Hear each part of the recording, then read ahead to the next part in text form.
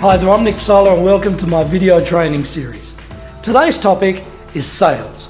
Now let me ask you, do you understand what the difference is between selling and what the difference is between building a relationship?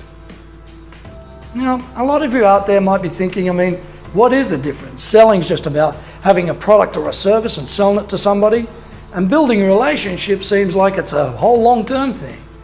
Well, let me tell you, in my book, sales is actually about building a relationship with somebody. Because I don't just want to sell them one time, I want them to become what I call a tribe member, or somebody that values my services or products and likes to have an ongoing, long-lasting relationship. Now let me ask you this question as well. With your sales, how are you tracking it? How do you understand what strategy that you need to use? How many points of contact do you need to have with the client in order for them to become a valued client, and in order for them to become a long-lasting client, and most importantly, in order for them to exchange money for your goods or your services? How many of those touch points do you need? Have you calculated this? And here's another one. How much money are you leaving on the table? And here's what I mean. So let me just download these points. Number one is, what's your strategy? In other words, when you're going to meet a prospect, what strategy do you have? Are you trying to sell them everything on the first meeting? Or are you really getting to understand them? Really getting to know how your product or your service can suit them? And most importantly, being honest and open that if it doesn't, you're not trying to sell them anything. Maybe you could refer them to another business or a friend that has their perfect product for them.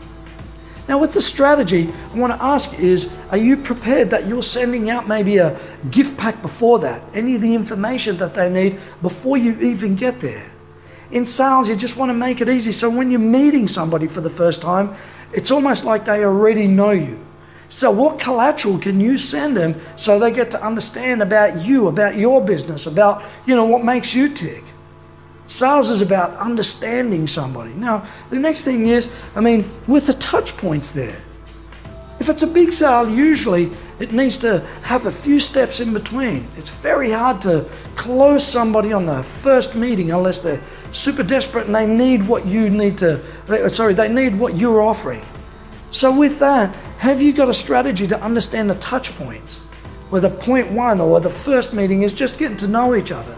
Where the point two is then coming back with a proposal to see if that suits. Where the point three is giving them a demo of your product or understanding your service.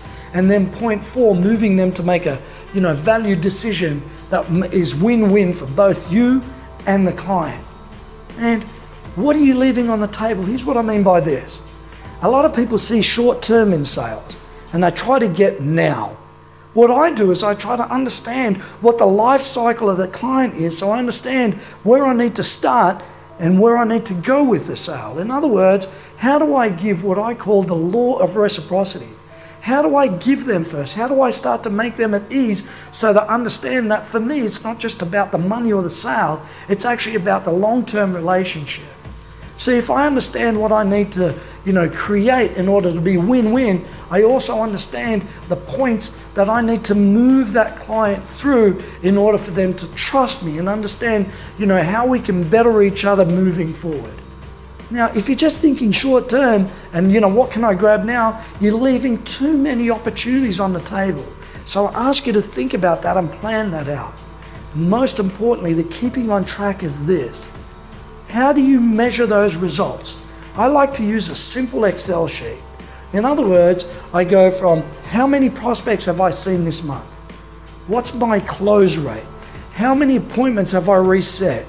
How many appointments have I been able to close? And how many sales have gone through for that particular month, week, day, it doesn't matter. Now, if you're not, highly computer savvy, it's simple.